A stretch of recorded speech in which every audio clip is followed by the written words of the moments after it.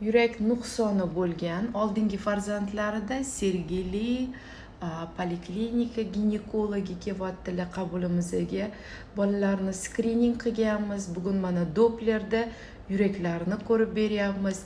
Yurakdan chiqadigan magistral tomirlarni ko'ryapsiz. Mana bir tizimda turishini ko'ring buni. Yurakni bo'yab ko'rdik, DMJPlari yo'q.